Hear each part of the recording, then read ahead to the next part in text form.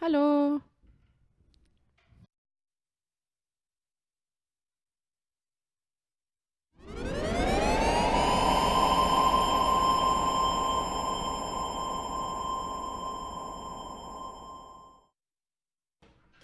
Hello and welcome everyone to the podcast. I am your host KP and I have the lovely, as ever, Laura Hope with me. Surprise. She's back, everyone. I'm back. The bitch is back. Oh, well, we're off to a good start then. Sorry for any parents listening. Yes. So if you guys have managed to survive the last 2 weeks, obviously with the beast from the east and maybe the beast from the north. The north? Yeah, probably with Putin. Yes. Possibly coming to attack the UK Yes. more We've so got than he has. a Cold War and a Cold War. Cold Warrior. Ooh. Sorry. I have to find my phone. Uh-oh. Always alone without a phone. That's fine. Hopefully it's not too shaken. Like a bowl in a china shop. That's me. I know it's not good to have your phone while you podcast, but Sometimes we find ourselves needing to look things up. in lieu of not having a laptop on me while I'm doing this podcast, it's easier just to have my phone. Or a young Jamie. And that's my, I'm sticking at that story. That's fair enough. Cheers. Cheers, everyone, if Skull. you are drinking along. I doubt We should definitely not do a drink along podcast. that'd be 'cause pretty good, actually. we'd be probably criminals. Yeah, subject to Yeah. lots of... Yeah, do you remember my friend Katie, who they were doing a production of Drunk Romeo and Juliet in Halifax in Canada, and they had to be like, we're not telling you to drink with us, but if you should happen to drink with us. That's I'd love to see that. That would be fun. But that's Canadians for you, though. They're not going to tell anybody to do anything. That's true. Except Trudeau, but another story. Is it Trudeau? I like how you steal people's sort of comic magic. Only yours. You're some sort of comedian vampire succubus. Yeah, like I'm single white femaling you, but just for comedy lines. Do you hang around comedy stores and such like? No. Oh, okay. Well, you're doing it wrong. I think the only time we've done that, I've been with you to a thing. Yeah. All right. Okay. Yeah. It's funny going to stand-up show because I've not been to a lot, actually. Nor have I. It just seems like something that's slightly more alien in the UK. I mean, we love to laugh, but... That's like the lamest thing to say about it. In America, how would you define your nation? We love to laugh. I guess in North America, if you just like what... if you like a comedian, you go see him. Over here, I guess it's slightly different. Yeah, there are this sort of... I guess there's a history of big comedy clubs in the States and Canada to an extent as well, and there isn't really over here. Like there's a fair lot of comedy that happens in Edinburgh, especially around the Fringe. That's true. Edinburgh, obviously, but it took me, I must have been at least 25 before I saw a comedian. 24. Yeah, I didn't really. Well, I used to go to an open mic thing in Dublin with my flatmate Sophie, starting when we were in second year, and we saw some comedians of variable quality. And so what do you do at an open mic? You just try and there's a group of you and they throw a microphone at you and you have to open it as quickly as possible. Yeah, you have to only use your teeth and your nails. Yeah. Did you win? But no, we just went to go see people perform, and there were a few kind of biggish people came a couple times. But by biggish, I mean the brother of an actual famous comedian, like that kind of thing. So sometimes they're better though. Yeah, there were a couple really funny performers there, but it was always people who were not going to make it. That was sort of the premise. It was run by a guy who'd been a banker up until the financial crisis, and then he lost his job, so he was like, I'll stop cutting my hair and I'll start doing this. Surprised he had anything to laugh about after that. Yeah. Well, that was pretty much it. That was the cosmic joke. Was it the sad clown, obviously? Yeah, definite Pagliacci. That's a reference, isn't it? Yes. It's a reference to... I know this one. Yeah. What was that? Well, there's an opera, Il Pagliacci, but then it's in Watchmen as well. That's it. Yeah. I knew it was from something. Something that I knew, something that you obviously know, various places that it came from. I love knowing where an obscure reference You comes probably from. know the Latin root of it all as well. No, I don't. It's okay. You're the root of all evil. Oh, cheers. And Thank so you. is Latin. I'd like to think so. Technically, I'm right, though. Latin is the root of all evil. Of all evil. I think... Isn't evil a Latin word? I don't know. I don't think it is. I'm not sure. Bastards. But yeah, that was my first time I'd seen comedy like performed live, probably. My parents weren't like into sort of... They didn't like to laugh, no. No, we hate laughing. Your dad sure seems like it from his face. Oh. Lovely gentleman. Do not kill me at any point. Just picture him glowering. Yes, that's kind of what I mean. Yeah. Yeah, that my dad, I was able to convince several of my friends and the parents of several of my friends in high school that my dad was a spy. Okay. For who? Himself? I always thought it was suspicious that pretty much the only culture he didn't have anything to do with was Russia. So Okay. I always assumed it was Russia. Okay. That was like the one thing he like doesn't know any Russian and hasn't been to Russia. So I was like, yeah, it's probably Russia. The whole thing's a bluff. And obviously Yeah. he would like torture any potential boyfriends when you were younger. There were no potential boyfriends when I was younger. Potential girlfriends. I don't think there are any of those either. You think. No. Was that not a thing you had to go through when you were younger? Like what? Like obviously the stereotype is the old man at home, and then the daughter. Oh, yeah. The daughter brings home her current sort of Yeah. prospective boyfriend, and then he grills him somehow by just growling at them. Yeah. I didn't date Okay. really until I went to university, and then I was in another country. So You just dated knowledge, I guess. yeah, I did. I dated good grades. Latin. Yeah. But yeah, to be fair to me, I went to an all girls school, so there wasn't an abundance of opportunity. But If you're not into girls, then you're pretty much screwed. well, there was always this not. weird like there was a weird sort of double standard thing that we used to joke about in high school, where if the guidance counselor saw you alone, she'd pull you in and ask you if you were depressed and didn't have any friends. But if she saw you with another girl, Yeah. which is any of your peers at the school, she would pull you in and kind of subtly imply that you were a lesbian. What? So basically either you had to be alone or a lesbian. Where's their name, Mr. Man? No, her name was not Mr. Man. She's just pretending to be a guidance counselor. You girls have got some I serious hate to tell you this, learning but to do. everyone who's a guidance counselor is pretending to be a guidance counselor because it's barely a job. A guidance counselor. Oh, I'm only saying this see. because there's a movie, I think it's a Scary Movie, and their guidance counselor was the PE teacher, but she was actually a male to female pre-op or post-op. I can't remember, but she was transitioning at the time. Okay. But you wouldn't have called it that at the time. But it was clearly just a woman who was really into steroids, and like they would joke about that she was like still a man, so she would always get the girls into her, her guidance room, and she was always like very hands-on. Ew. I know. I assume this wouldn't fly now. This does actually sound. People are like, "What is actually transphobic?" It sounds like that probably is, but I'm not sure it was transphobic. No, I haven't seen it. Well, I have seen it, but I totally don't remember. So. I think people didn't, as much as people were ignorant towards it, the actual like that kind of thought didn't exist really until someone had put a name on it, I guess. Because back then it was either you were a tranny or a transvestite, which meant you dressed up in women's clothes, or you were a transsexual, which would mean you were sort of post-op, I guess. You were actually so that was the only really two words for it back then. Yeah, but I think like it's sort of like presumably, people pre-war who owned slaves didn't consider themselves racist. It's just like that concept didn't exist kind of thing. Like it's like one of those if you can't say it, you can't see it issues. Like I don't know. Like I say, I haven't seen it, so I don't want to take it apart because I don't know. It's all in jest. Yeah, it's super funny. But it's maybe one of those things that it's super funny if you're on the outside of it, but if you feel like it's kind of about you, maybe not so funny. But who would it be about? Someone who's feeling up teenage girls in a school.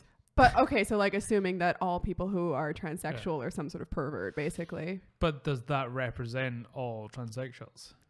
Well, if it's how you're portrayed in the media, I can understand it being offensive. But like I say, I haven't seen it. So, so it's probably not a good cul-de-sac to stroll down. Yeah, of course. But I mean, we've been over this sort of stuff a million times. You know, when we talk in conversations by yourself and on here. And on the podcast. Yeah, and people get to decide what they're offended by and what they're not offended by. And that's how it works. Yeah.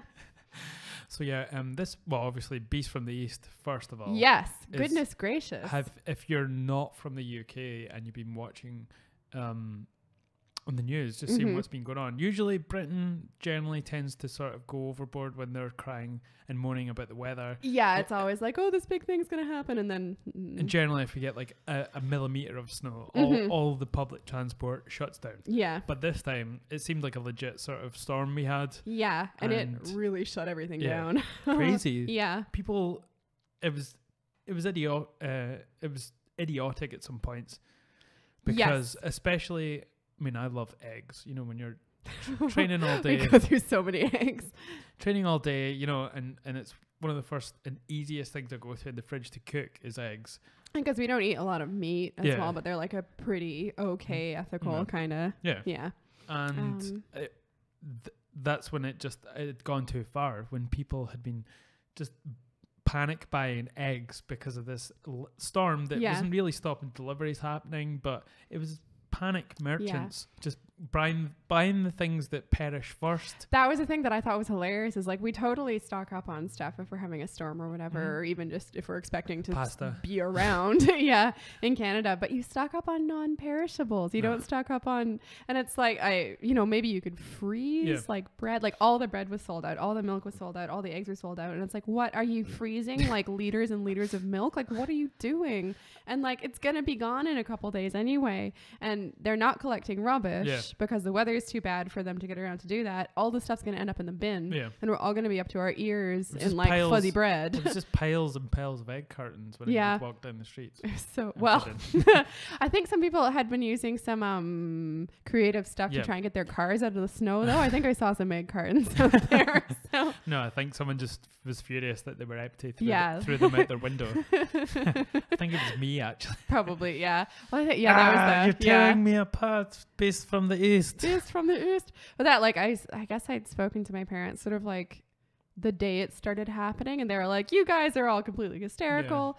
But then I think as they saw the news kind of coming out, it's like, it's not a big storm relative to what you get in North America, but there's no infrastructure here to prepare for it. People don't know what to do. And I mean, I don't blame people. Like, it's probably why we feel the brunt of it more, because like you say, there's no infrastructure set up for the UK to deal with it, really. No. Whereas Canada, like, you know that there's a possibility that you could get -40 at some point. Yeah, and that you will get like feet and feet of snow over the course of the winter. That just will happen. Yeah. And so everyone has a snow shovel or 8 or whatever. And if it snows, most people know they're responsible for clearing their walks and clearing anything that's going to be like, so they can get their cars out. People know to brush off their cars so you don't have big gobbets of snow falling on your car. Like, nobody knows how to drive here in the snow. Just in general. And nobody knows how to drive. Certainly people don't know how to drive in Toronto, but at least they're better off in the snow than they would be over here. I think that is a big point. People don't know how to drive.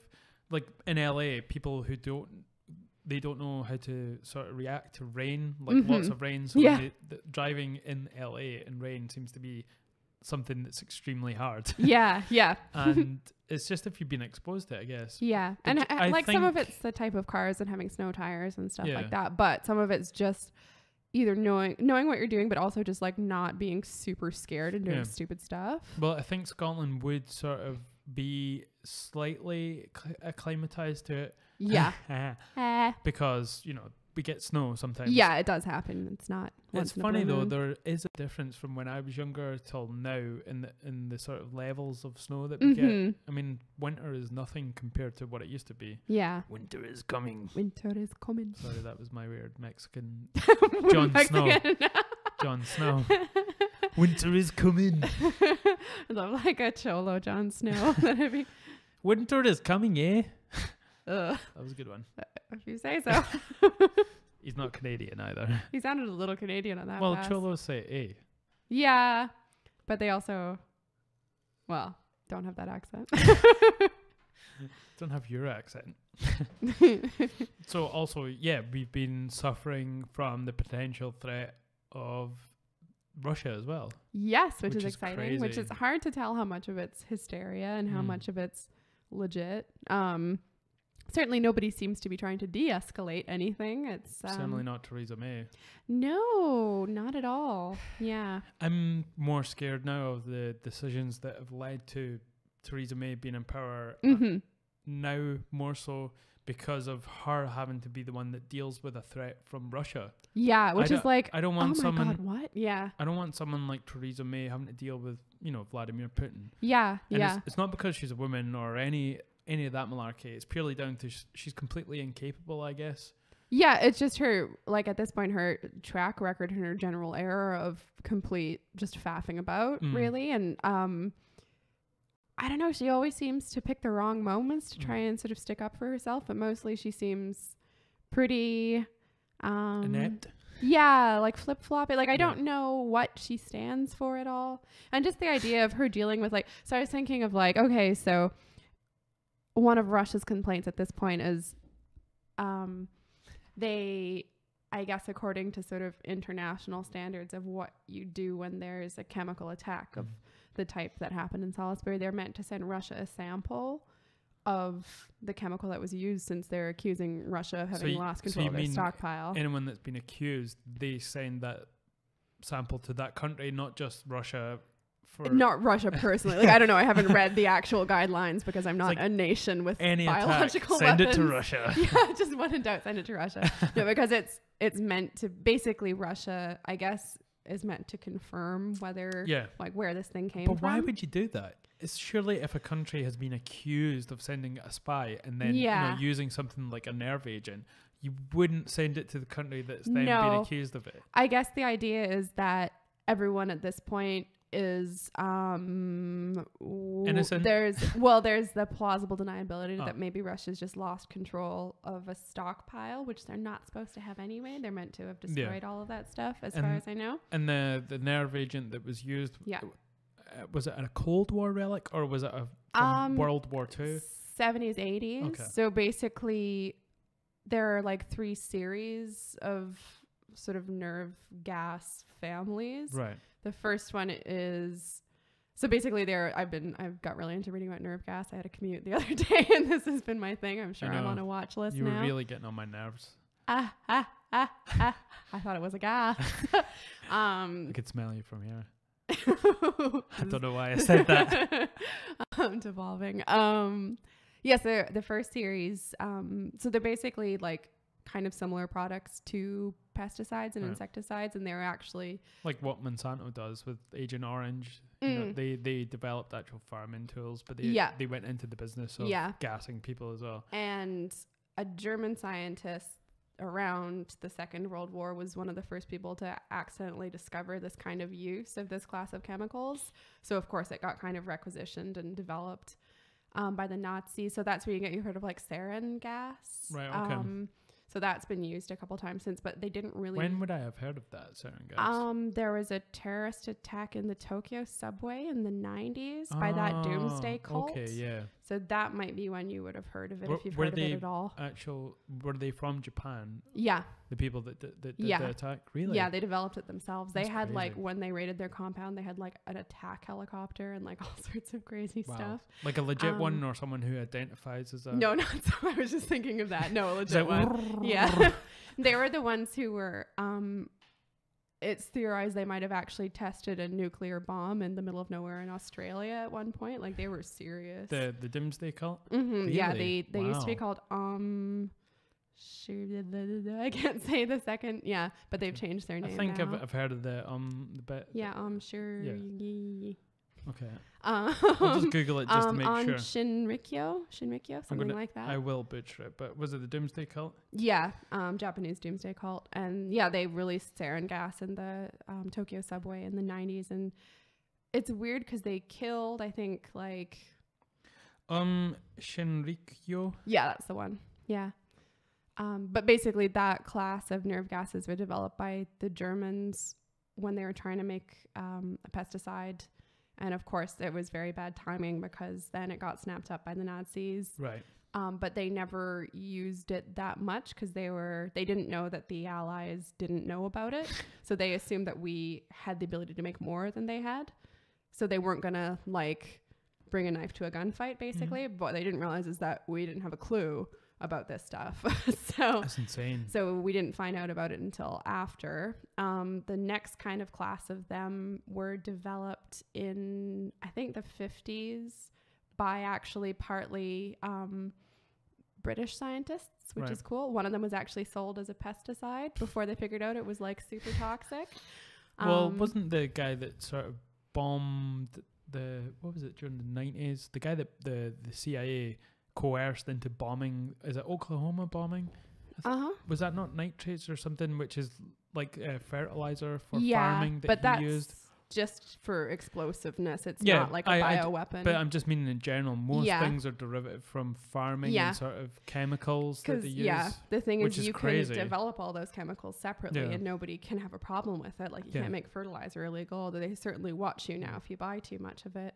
And a lot of these, busted. A lot of the nerve agents, I think, are like binary. So it's like two harmless things that combine. Yeah.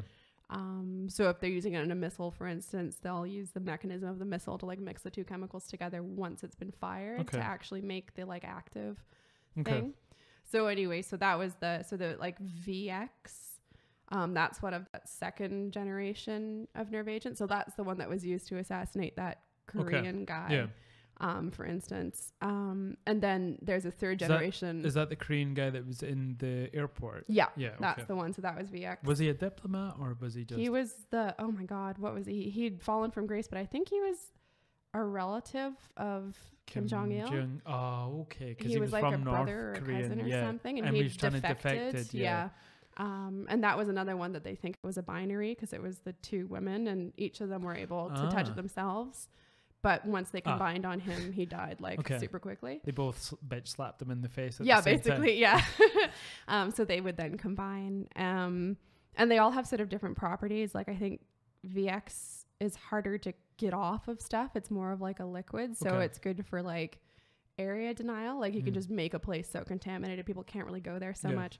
Whereas sarin disperses really quickly. So you can affect a lot of people quickly, but not after it's dispersed. Okay. So they have but anyway, then, so you have to be there to do it essentially. Yeah, you do. So it's quite dangerous to use as well.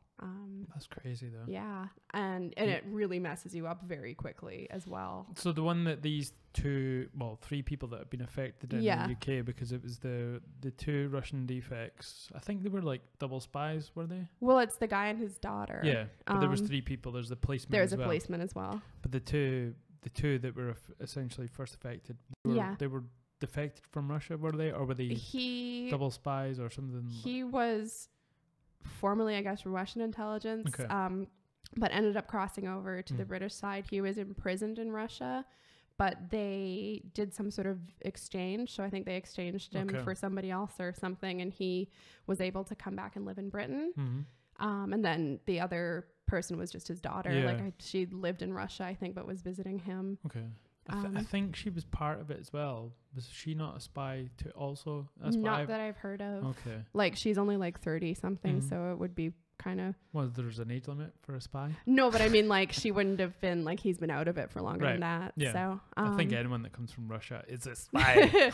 But that would be awkward because presumably she'd be on a different side from him. Yeah. But anyway, what they were poisoned with was like a third generation of nerve agents that Russia wasn't supposed to be developing, but were developing in the 70s and 80s. And actually, we only found out because one of the scientists in charge of that defected to the States. Is this the guy from Icarus? No. No. Okay. No, he's like bioweapons guy. Okay. And he's been the guy providing a lot of commentary for a lot of the stuff that's in the news, talking about how it could only possibly be Russian, that kind of thing. I can't remember his name because I can't pronounce any Russian names. Do you not find it slightly sort of suspicious that they would use something that was completely easy to trace? Well, you don't have a lot of options for... But I think for a spy to come and then do something... Yeah. you wouldn't use something that was specific to the Cold War and your country. Yeah, I suppose. So it's not Cold War; it's after Cold War, but maybe 70s, 80s. Yeah. Cold War era. Yeah, I think like 80s was already, they'd come to agreements about not using bioweapons and stuff like that. So that's after diplomatic tensions had a lessened. I think it's after, but yeah, it's a weird one. I'm not sure, and it's entirely possible. Like they shouldn't have had any of it at this point, so maybe somebody else had it. But it is, I guess, quite weird. Yeah. I assume it's to send some sort of message. It's a tough one. Yeah. It's one that I've sort of been thinking about in terms of, I guess if you're Putin, you don't care who you send to go and maybe he's wanting to stoke the fire enough where people start to, you know, take him on or challenge him, I guess. Maybe. Or... Because he's been quite... Even though him and Trump have got on slightly, he's been very aggressive towards America as well. Yeah. So I guess he doesn't care, maybe, you know. Yeah, it's like, I think maybe he wanted to send a message, or, you know, we're blaming it all on Putin, but if this is something that the Russian state authorized, that he wanted to send a message to people like this guy who was poisoned, basically saying you're not safe anywhere, and nor is your family, which is horrible. And they're really unpleasant as well. It's a horrible way to die, and even if it doesn't kill you, you don't really get better. Like, you're gonna be messed up for the rest of your life. I think they're still in sort of critical condition. Like they could be in comas. One of the other guys who was poisoned with the same kind of thing, and it was another Japanese one, and he was in a coma for like 10 days and then died. I don't know if it's like a therapeutic coma or what. Weird. But you'd be having trouble. Trouble is probably an understatement, but with breathing, and there'd be neurological problems, and you wouldn't be able to see, and it's just really gnarly. It's really bad. And yeah, you will have the effects of it for the rest of your life as well if you do survive. Shit. And one of the things they used to treat nerve agents is also basically a poison, so it's really hard to treat. Does it have any effect on like your skin? Does it burn or anything? No, they're not. They don't harm your skin. Okay. It's basically affects in your nervous system your ability to voluntarily control your muscles. That's so crazy. Including your breathing, basically. But no, it's not like corrosive or anything. So The Rock is fake. The guy who gets nerve gassed in The Rock, he like melts. It's not. That's not what would happen. That was the first time I ever heard of them, and it scared me so much. Oh my god. He's basically just using acid. Yeah, exactly. Yeah, because there are bioweapons that do that. Yeah. Like, but not nerve gas. Yeah. Okay, I wasn't sure if they'd actually suffered anything like externally. No, it would be internal stuff. Your eyes, it damages your eyes, but not your tissue. Like, it's just to do with the muscular stuff, I think. Your eyes tend to kind of pin. I think that's one of the first signs. But if you didn't know what was happening to you, it'd be scary as anything, you know. And it happens in like a minute as well. Like, it's super quick. So. And I wonder how the policeman got involved in it. I guess he probably went to help them, and whatever it was still on them, because it's really easy to pass along. Yeah. So it's. And how much would you need to sort of be affected by it? Very, very little. That's another thing that's really scary about nerve agents, is the amount is like a pinprick that can mess you up. And like a number of times when they've been testing them, say like Britain's been testing them on their own soldiers, they've killed people by accident because they're so potent. Yeah. So they're trying to get like a threshold for like what's the maximum you can expose somebody to. Yeah. And they've like a soldier was killed, a 20-year-old, and really sad. Back when they were testing it. Similar with the Vietnam War with Agent Orange. Yeah. I mean, that we saw firsthand. Well, not me, obviously, because I wasn't alive at that time. But I think that was one of the things that was part of the uprising at the time was because of what they were seeing on TV. Yeah, and it's so horrible. Specifically, I think it was Agent Orange and the bombings and all that. Yeah. And to see that happen to actual people, you know, is crazy. Yeah, and to see it happen to people who are clearly civilians, like children, and just the destruction of... There's something so horrible about the bioweapon stuff. Yeah. And I guess that... I don't know if that's strictly a bioweapon or not. Well, just if you think about it in terms of, like, imagine caveman... seeing something like that happening to one of their friends, like you would have no idea what was going on or what was happening. Oh my god, it would be it's not something that you can fathom. Like how do I make this sort of agent to sort of then put on them, and then their whole sort of body stops functioning properly. It's such a strange and one. It just like shuts down, and it's like parts of your body that like I didn't even know how they worked until I read about them looking into this, and I still don't really get it. Like but your it's pancreas. It's like tiny little proteins that I've never even heard of, and it's like in a minute if those stop working, you die. Like it's crazy. Wow. And the whole concept of bioweapons as well. It's like we can already horribly kill huge numbers of people. Why do we need to make it even more horrible? And a lot of it seems to be less about killing people outright and more about leaving people with so many like living casualties that it's like a complete flood on infrastructure, and that it's going to be again people living out the rest of their lives with these problems, and the mental trauma as well for people that have seen that happening as well as it happening to them. It's going to be something that affects you for the rest of your life compared to bombing a place out. Like it's almost much more horrible. That puts a strain on the the civilization, and then to fear that it can happen to you at any time as well. It's pretty scary.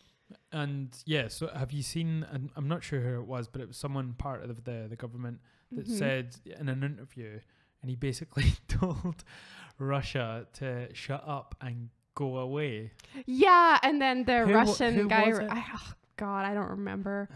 The Russian guy responded and basically said, "You're a cretin." But are we still in high school? I know, except like these are the people who are the best people for these jobs. Surely not. Well, literally, he was like getting interviewed, and they asked him something quite serious to do with it, and he was like, if it turns out it is them or something along those lines, like, what are you going to say to Russia? He's like, shut up and go away. Oh God, some like Eton boy. Like, oh dear.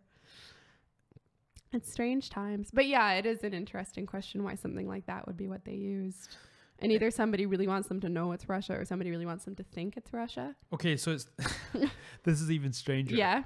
The person that said it was the UK Defence Secretary. Jesus Christ. So he tells them to go away and shut up. Oh, shut up and go away. So Gavin Williamson, gonna name and shame him. Yep, Gavin, you dope. He urged them, not told them, urged them. To go away and shut up. That makes it sound like a much more rational decision to say that than I assume it was. He didn't like plan that out. He didn't like write that down. It's like when you realize like when you kind of pep yourself up to say something towards someone. And then when like you come out and hear the words coming out of your mouth, you're like, I'm just gonna like say something that's not as bad as what I was going to say, because you don't want to provoke them in any way. And that's kind of what he did with Russia. He doesn't want to poke like a non-sleeping. And he's not going to say like to Putin, but doesn't want to poke a non-sleeping bear. When he he's gonna, it's fun. No way, have you seen Love Actually? Love Actually, the film. What has this got to do? It has something to do with this, because there's an immortal scene in that when the Prime Minister of Britain, who's played by Hugh Grant, tells off the American president, and everyone cheers basically, because he like they're in some sort of summit, and he discovers this guy is sort of personally super gross, and he basically tells America to go fuck themselves, and everyone is like, oh, rightio, oh, brilliant. I wonder if he imagined he was having a moment like that, like, oh, I'll tell the Russians to, and then nobody clapped whatever. It's like he had it all sort of built up in his mind, what he was going to say, and then he just melted as soon as he was in front of the camera. Dumb. But that's the defense secretary, That's really scary. I think he's maybe been reading out of the Trump playbook of just saying whatever stupid thing comes into your head. But he's not said something stupid. He said something really like super lame as well. Completely lame. Yeah, like at least get a cuss in there or something if you're really gonna start a war. He's basically like, oh, just go away. I'll deal with what's happened here, but I won't retaliate. But but you should go away.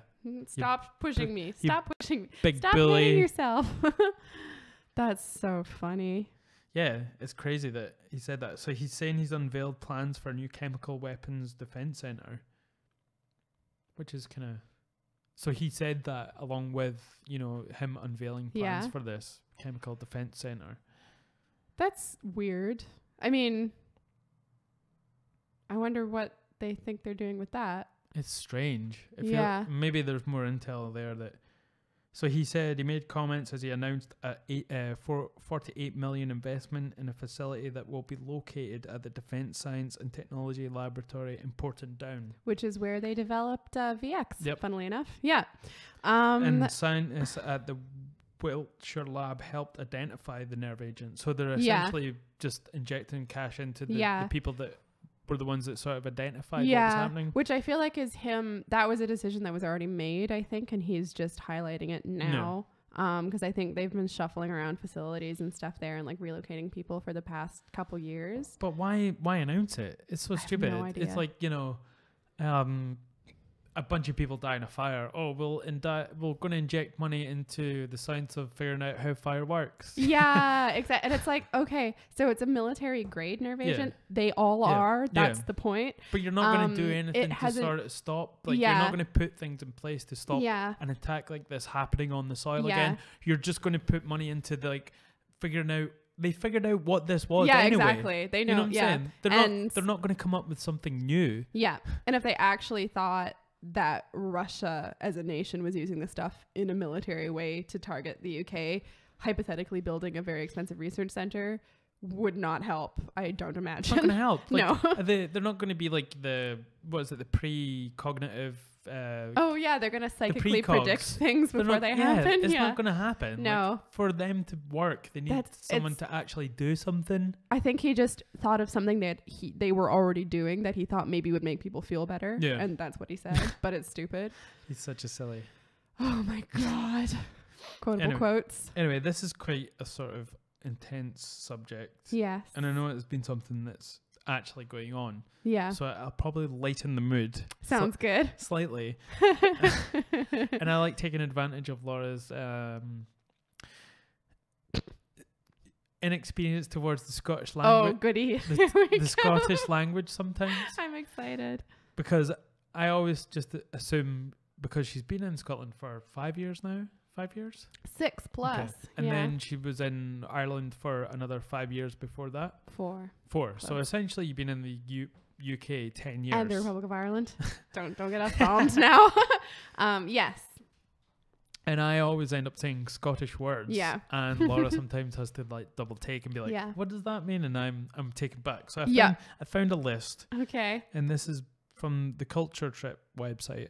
I think it's like a website promoting Scottish culture. Okay, cool. And essentially, I'm gonna say some words that they've named here for tourists who are coming to Scotland to get acclimatized with, and I'm gonna find out if you know what this means. First of all, I've got to imagine all these like American grandmas using these like crazy Scottish words like in the wrong context and stuff. That'll be fun. Okay. Okay, let's start easy. Blether. Blether is like to blather on, to like... You're just using the different derivative of it. Well, to like talk too much about nothing.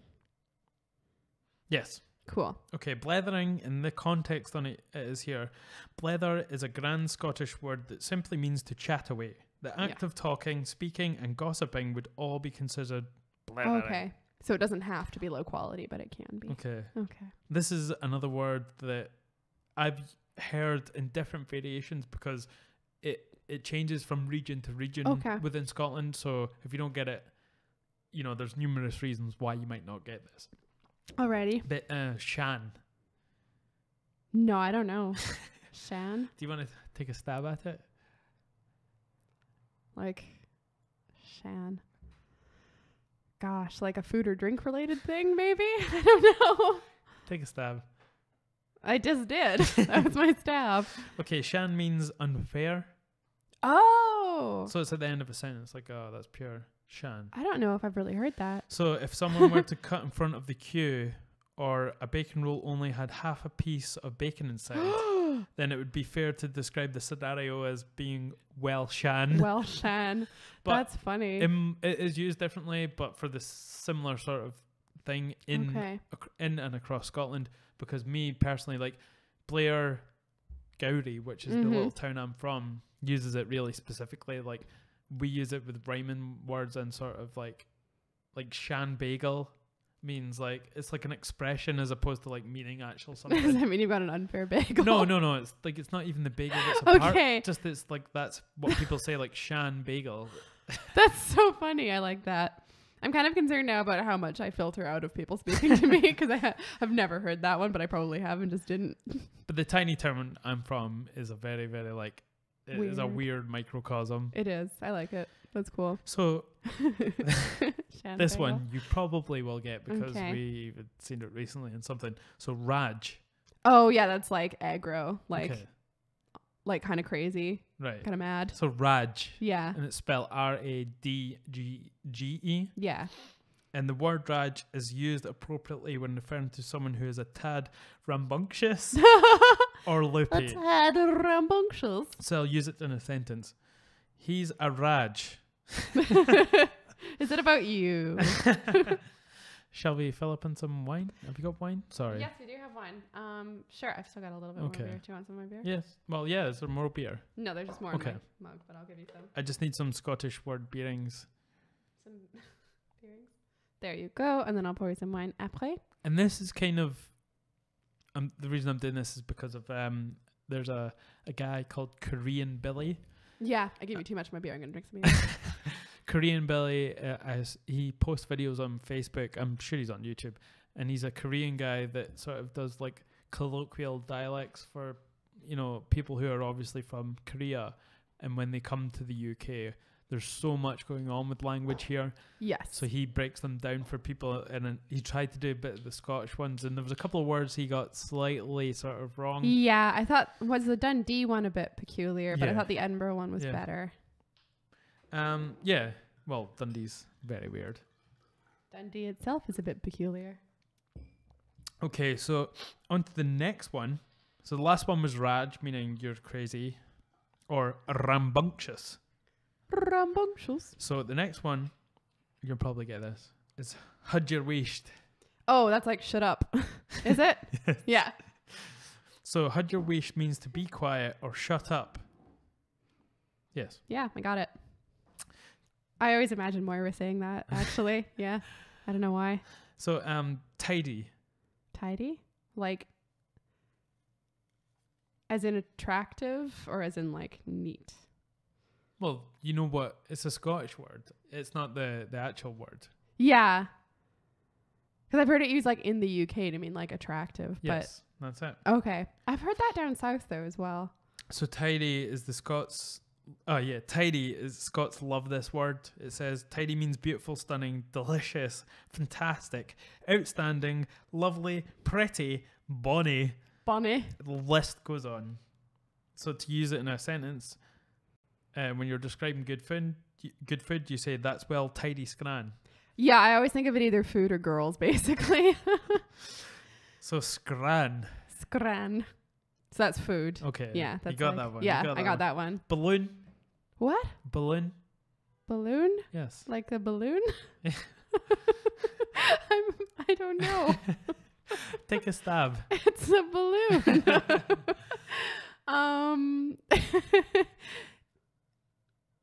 I don't know. I don't know. Educated guess. A balloon. It's like somebody's full of air. I don't know. You could probably break it down to that. Yeah. So balloon, if someone is testing your patience with words that hold no meaning, then that person may be a balloon. Oh, I love that. That's charming. So they're full of air with no real substance. Okay, so I kind of got it there. So you can say like, oh, shut up, you balloon and all that. You know, you're a complete... Oh, I'm definitely calling everyone a balloon from now on. Which is great because I've been doing baboon recently, so now I can be balloon. Balloon the bear. Balloon the bear. Baby balloon. Okay. Okay. Next one. This is one that I said to you, I think last week. Uh-oh. But you didn't. This is the one that sparked me to do this. Was the one that you didn't get. And I was like, I better remember this, and now I don't think I do, but we'll see. Cheers. Okay. Okay, so Peely Wally. Oh my God, I should have remembered that, and I don't remember now. It was really funny, but I don't remember what it is. Oh God. This is like the mental equivalent of you're like, oh, I'll put this somewhere special because it's important. And then you're like, wow. Stop compartmentalizing. Oh no, Peely Wally. All I can think of is sort of like Helter Skelter, but I think it's just because it's similar syllables. Okay. Yeah. What was it? So Peely Wally. The way I said it was, you're looking a bit Peely Wally. Did I punch you? No. So it means like they're sort of they're pale. Oh, I do remember this now. Your skin is peely-wally, just meaning sort of pale and translucent. I think I was super tired, so I was extra see-through. You're like a vampire. Yeah, peely-wally. So if they don't have much of a tan and they look as white as a sheet, another good Scottish one, you are not feeling 100%. Okay. I remember that now. Okay. I think because I was super tired and that was why you said that. And that's why I don't remember it as well, as I have like traumatic amnesia. I'm just going to keep going until... Yes, let's do it. Okay, chore. Chore. Like a chore? Like a do not want to do? Spelled CHORE. Yes. It's like something you don't want to do? No, because you're just using the actual word for chore. I don't know. Okay, so if a person were to chore your stuff, it means that they're stealing it. Oh. Yep. So like if someone was to be stealing nick, which is another Scottish word, or nab, anything that belongs to you or someone else. I like nick. So you're choring. Okay. I don't think I've heard that one. Or you chored it if you were the person that stole it. Okay. Okay, cool. Yeah, I like nicked, but I'll have to do chore as well. So... You'll get this one, obviously. Hopefully. Messages. Okay, I know this one now. This was a thing that, this is actually sort of a funny story. It's like, when you hear a word for the first time and then suddenly you see it everywhere. It's like the Baader-Meinhof complex or whatever. Yes. But I always see Baader-Meinhof everywhere. Yes. Well, that's the thing is, if you did, you'd notice it, right? It would freak you out because it's weird. So yes, I was doing an artist's residency out in the middle of nowhere in Ayrshire. Where the famous Robbie Burns, yes, or Robert Burns, near where my friend Robbie is from.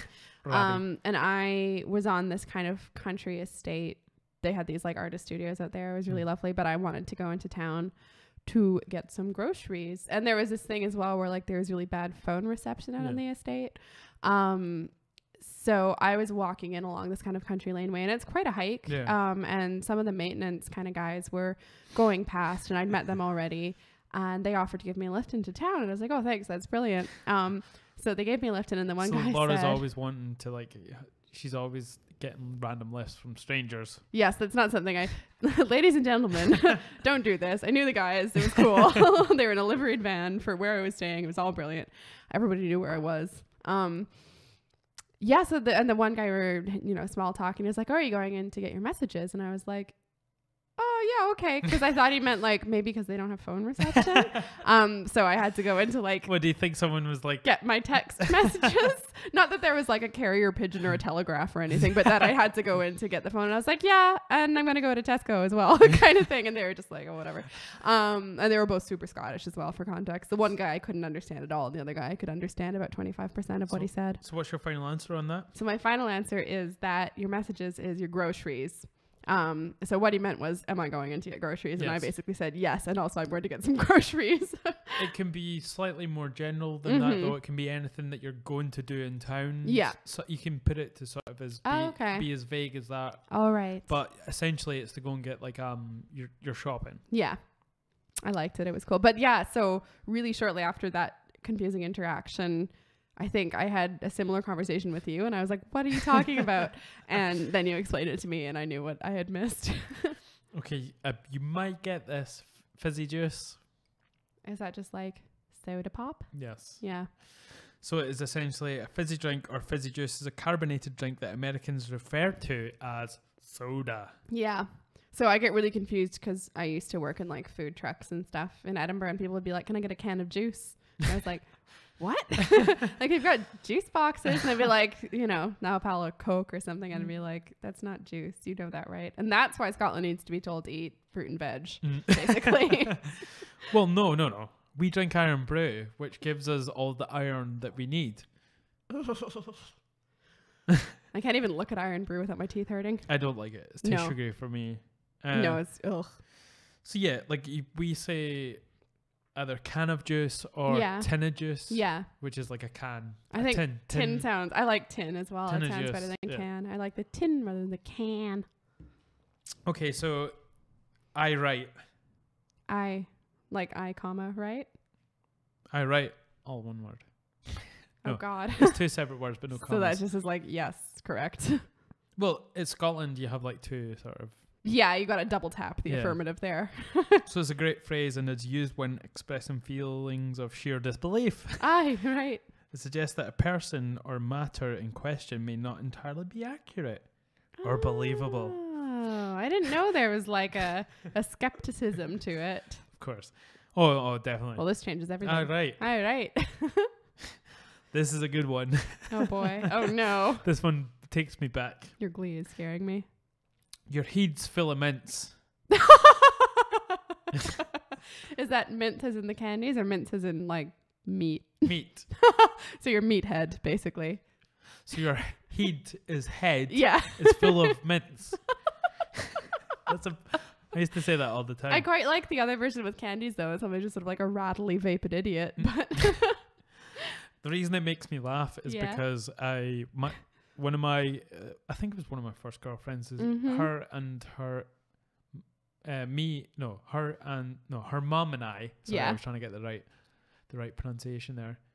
Her mum and I didn't really see eye to eye. No. So did she tell you that? No. we once had fallen out. Yeah. Because we were having, you know how couples have like pretend fights? Yes. You like know, when we argue about stuff we could totally look up online, and it's not really pretend, but it's like not serious. Well, reel it back a little bit more from that. Like, you know when I called you an idiot earlier on. Yeah. I'm joking. I think you did though. No, but I was joking. Okay, I see. Because we had a little bit of banter back then. Yeah. We were doing this in the kitchen, but her mother thought that we were being serious. Oh. So she was just went on a big tangent and sort of was trying to lecture us both, and maybe specifically me more. Yeah. And I stormed off, and then I ended up telling her to like away and boil your head. Is what I said. So essentially I told her to go and boil her head.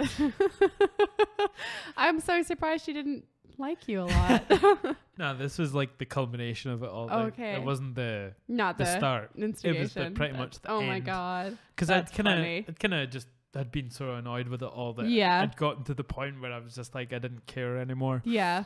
So I literally told That's amazing. my girlfriend's mum to That's amazing. What age were you? I think I was 18. Okay. 18, 19 maybe. That's funny. I was completely retarded back then. I think many of us were when we were 18, 19. I think if you're not retarded, then you're doing it wrong. Yeah. But she was a lovely woman. But she had everything in the right place. She was just a bit sort of... She wanted the best for, our kids. Yeah, that's fair enough. Yeah. So the next one is reeking. Reeking? Yes. Reeking? So your lum is reeking. Oh my god. So it's not what it sounds like, that one. It's not that it's stinky, is it? Because reeky is No. It's in a different sense, actually. Oh. So if a person is totally reeking, then they are generally in a state of extreme intoxication. Oh, okay, I got it. Okay, this is one of my favorites. Okay. Munter. Oh, a munter is somebody who's super ugly. Is that right? Yeah. You're in the same ballpark. So the word munter... You mean I'm a munter? You're such a munter. Don't make me cross that table. The word munter does not have the most endearing of meanings. No. It is used to refer to a person who may not exude the social constructed definition of beauty. Okay. I like a nice version of what I said. I like how they went around it in this. Yeah, that's very well kind of equivocated. So skedaddle laugh. Go away. Okay. Scamper off. No, it's something you do though. Yeah. Yeah, skedaddle laugh. Yeah. It's not something you say for someone to do. Oh, okay. I see what you mean. So it's like an action. Yeah. So to skedaddle means to scurry away or venture to another place. Skedaddle can be used as a way to say on you go, okay, you were right more than I was. Holy shit. Oh wow. Huh. So we definitely say that one in my family as well, like not as a command, but as like, oh, I've got to skedaddle, like that kind of thing. Yeah, so, that's a general one, the skedaddle one, but the skedaddle laugh is... I never know what's general and what's from my dad's family because they were Scottish and they used a lot of, like, I'll say words. You're like, how did you, like, what was the glaikid? That was the one we were talking about, yeah. So, drich. Drí is like it was today, like grey and dreary and unpleasant weathers. So it's for when you're in Scotland and it's like sort of overcast and grey. So 364 days of the year in Scotland. Yes. Yeah. Okay. Yon's a right chancer. I say that's not about a Swedish person named Jan. Jan Johannes. Jan Jansen from Wisconsin. So that's about a person who is it's kind of like what it sounds like. They're sort of like a taker of the piss. Like they're So okay, a chancer is a person who takes risks and is typically a wee bit cheeky. That's what I mean by a taker of the piss. They may not be too trustworthy. For instance, watch out for that one. Yon's a right chancer. Yeah. Okay. That's like the kind of people who check if car doors are open or not. Like that's that kind of person. Yeah. Or goes minesweeping at a bar. Yes, that as well. It was like bit of broken glass in that one. Not a big deal. Yeah. So Bampot. Oh my God, I should know this. I've heard this one. Bampot. I think it's an idiot, basically. Is it an idiot? So it's someone, who essentially does make the wisest of choices in life. So the one who trusts the chancer is a Bampot? This is... Okay, I've not heard this since I was really young. Uh-oh. So Money a Mickle Max a Muckle. Oh my God.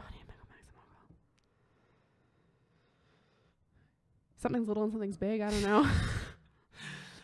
I know this one. Money a Mickle Max a Muckle.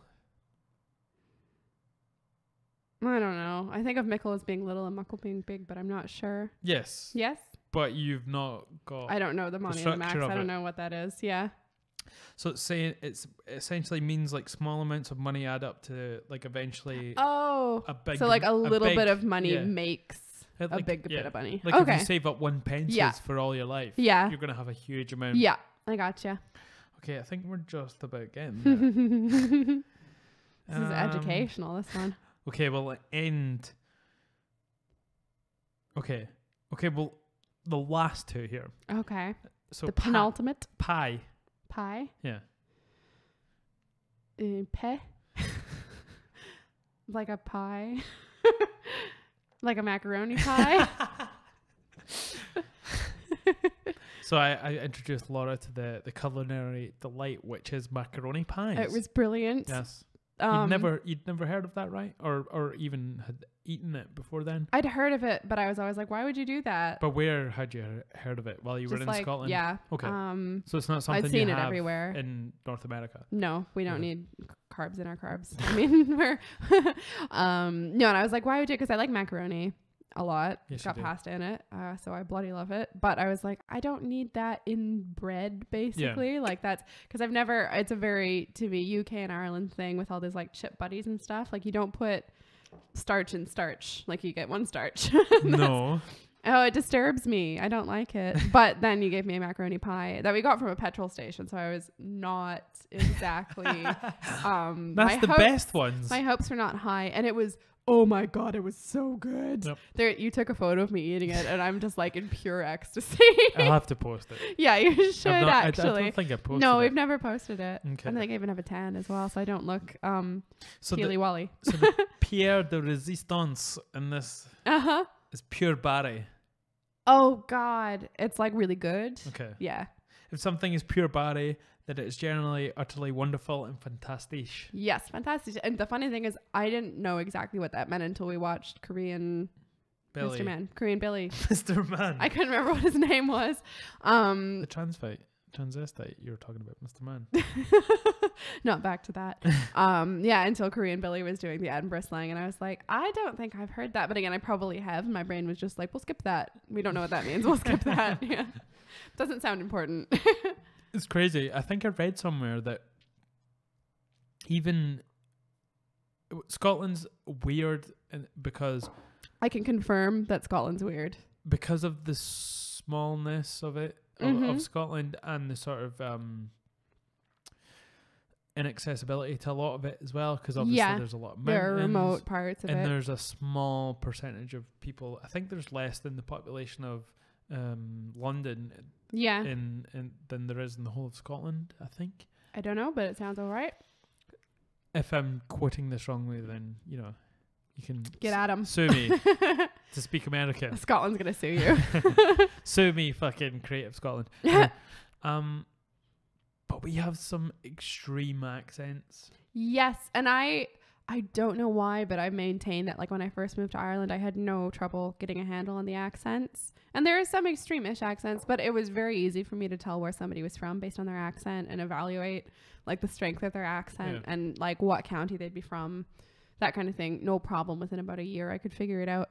Whereas in Scotland, like half the time, I don't even really understand people still. Like I just cannot hear, like honestly, your dad, I do not understand half the stuff he says. So I can't. That's not you. Like most he people, does mumble, to be fair. Yeah, most people can't understand my dad. But like earlier today, I forget what we were talking about, but it took you like 3 passes. I couldn't understand what you were saying, and I had to get you to repeat it. Annihilator. Oh, and I was like the. You were like eyeliner. I thought it was like 2 or 3 different words. And if I find if I'm say like I'm out in town and maybe I'm tired or something, if you kind of half tune people out, it sounds like a foreign language. I'll be like, are they from like Russia? And then I'll listen. I'll be like, no, they're Scottish. I just need to listen hard to even tell what language it is.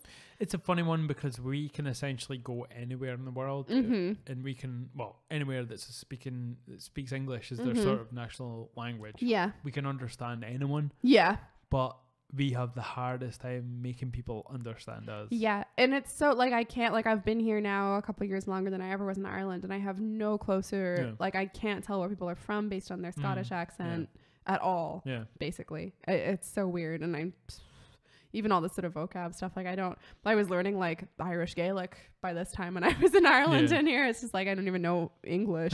Basically I don't know the rules of Scots language, which is funny because like my dad grew up with like Scottish people essentially. But you've said a few words that I always assumed it was just Scottish, and you told me that your dad would say these as a young and his family are from Scotland? Some of his like he had, I guess, a granny. His granny would have had like a Scottish accent. I think he can get at us in the comments if I'm wrong, but I think that's how it would have worked. And I have a pretty diluted accent.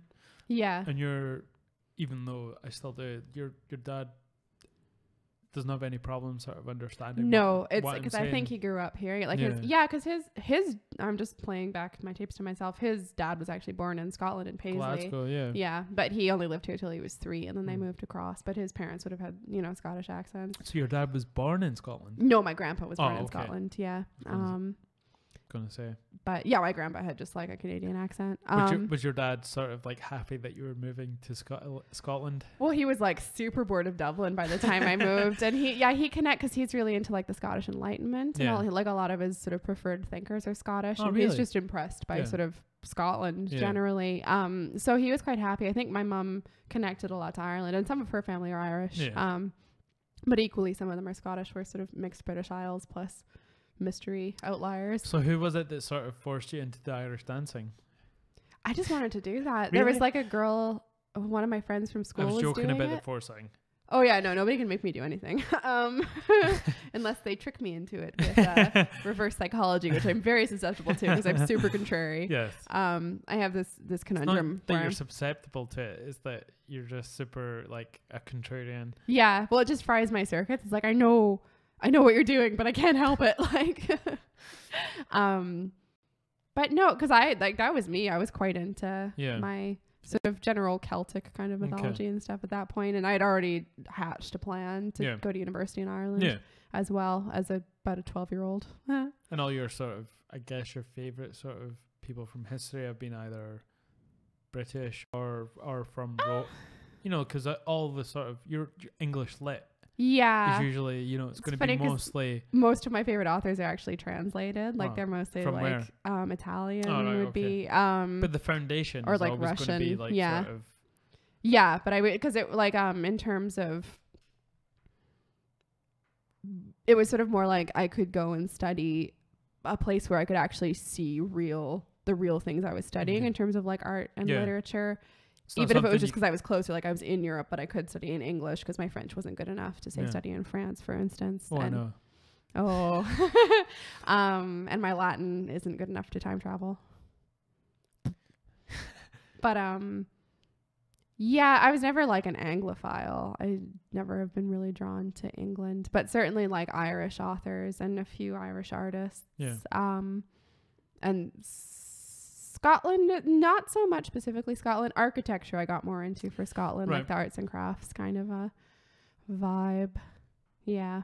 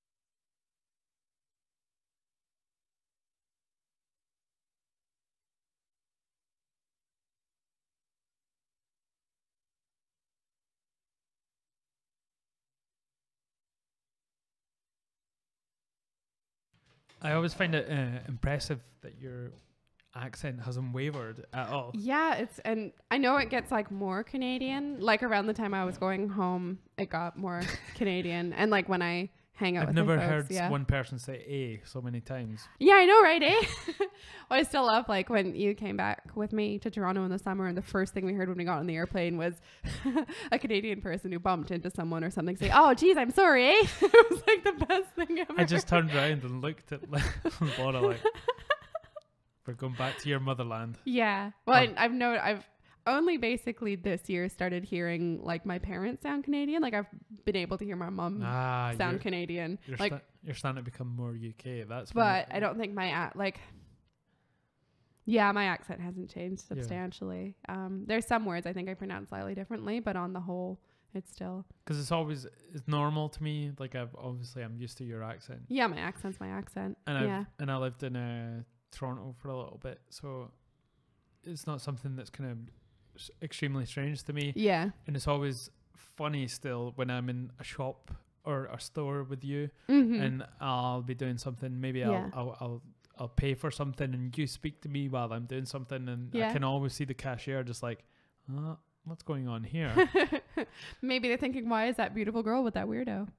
No, I'm the beautiful girl. Yes, folks. I'm the weirdo. I'm the beautiful girl. Her beard is so luscious. So she is L'Oreal. Don't assume my gender. I never do. Don't let this beard fool you. And fool you it has. I'm bad. So the new trailer for the Avengers movie came out. I haven't seen it yet. I'm trying to like not.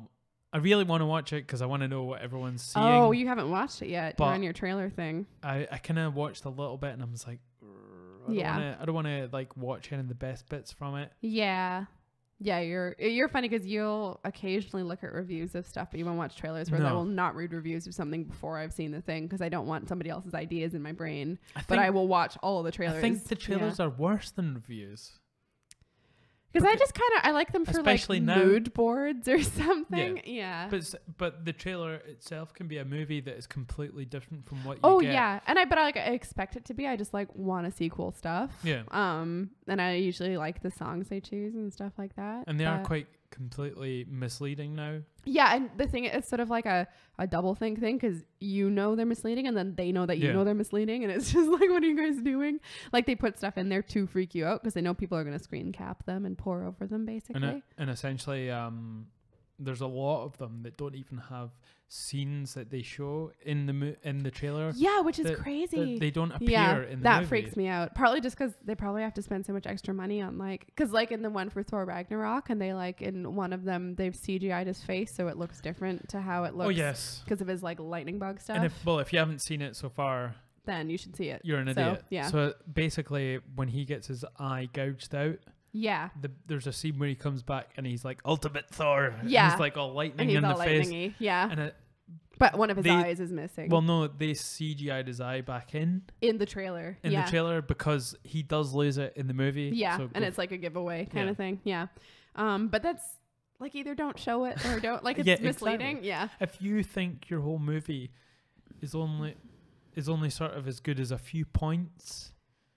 Yeah, like if show the bits if your film turns bits. On basically and it's interesting, it ties into mythology because like Odin sacrificed his eye for wisdom and all this cool stuff, but it's not part of the plot of the film really. Like it shouldn't be like that should not be the M. Night Shyamalama ding dong moment. Shyamalama ding dong. Yeah, it's going to be strange. I mean, I liked, is it the first one, Avengers? I thought it was okay. I loved it. I really liked it. Second one, didn't think it was too hot, but I loved James Spade as the bad guy, obviously. Yeah. Brilliant, because he's a good actor. He's good. I like him. Yeah, he's come so far from Stargate. I think we have so much material. Hopefully it's not going to be just an information overload for the director to then be able to put it into a good story. Yeah, I'm worried because I have to tie so many disparate parts together. I'm worried it's going to basically be like a very long Easter egg hunt. And there's going to be a series of people that have never appeared in a movie together as well. Yeah, and it's going to be everybody. Yeah. Like it's going to be like a Where's Waldo book or Where's Wally, I guess. And it's going to be UK good. People. How many movies are they splitting this over? I don't know. Is it 3 or 2? I think it's maybe 2. I think 2 makes most sense because I don't think they have the delayed gratification to do a 3-year when they've got other franchises in the works. 2 makes sense. But yeah, I feel like a lot of it's just gonna be like, who's that guy? Who's that guy? Who's that guy? But I also am excited for it. I think it's supposed to be over 2 movies. 2? Yeah. Which I think is a bit of a cop-out, but when there's that many actors, I kind of get it. I think it's only fair, because otherwise it would be so... Either they'd have to make like a bloody ring cycle of a film. You'd have to go to the cinema for like 12 hours and wear a diaper, or it would be basically a music video. So, yeah. An all-star. Yeah. Basically, this probably works at being 1 and 2. I think we're a little bit jaded for people that are trying to money grab, like... Harry Potter. Yeah. The last 2 were sort of split in. The last one was split into 2 movies, and obviously it was nothing to do with the story. Yeah. It was just to get more money. And that didn't bother me so much as the fact that they've made another series now. Yeah. It's like, guys, chill out. And who else did that? They split the last 2 into... Yeah. Anyway. Or you could do a Lord of the Rings and make the last one just like 5 hours long. Yeah. But it worked. They've done it before, and it's going to be like, there was really no sort of point in that essentially, but I think Avengers, just thinking about it now, it is a good idea because there is so much going on. Yeah, and I think it would run a danger of, because I think like I was just thinking of the Lord of the Rings ones, and I was thinking, well, they made an epic movie. It is an epic series, like it describes epic events. That's like the definition of an epic. So I don't have an issue with that. I think the type of films that we're seeing a lot now, like I'm thinking kind of like Suicide Squad, and they make these sort of like weird flat shiny things for us to stare at our own reflections in, and I think if you tried to do a 5-hour of that, you're trying to compare DC to Marvel, bro. That's your problem. I'm comparing bloody Tolkien to it as well. You're a bro. You're a bro. You're a brosephine. I think if they tried to do a long form of that, it would be just like vomit inducing. It would be like being on a roller coaster for that long, and it would suck. Just to sort of talk about the state of DC at this point. They're Ooh, they're basically Washington? Of course. No, the shoes. They are doing a standalone sort of non-universal movie with the Joker, and they're trying to do like I heard about that and then I Origins. completely forgot. An origin, but it's not set in the same universe, Okay. and it's not part of the the canon, and it is an origin story of the Joker. And Tommy Wiseau's playing him, right? Of course. You're tearing me apart, Batman. Oh, hi, Robin. And It's my elbow. Hellbows. Elbow. And I think this is what's kind of it's not good for DC as a whole to do these sort of non-linear ones, because although they're getting Joaquin Phoenix to play the Joker. Oh, they are? Yeah, cool. I'm behind on casting and shit for this. But for the actual DC universe, this is not good, because it's something that doesn't take part, like it's not part of the actual canon. So it's not like Marvel have had years to add to their sort of what ultimately will be the sort of age of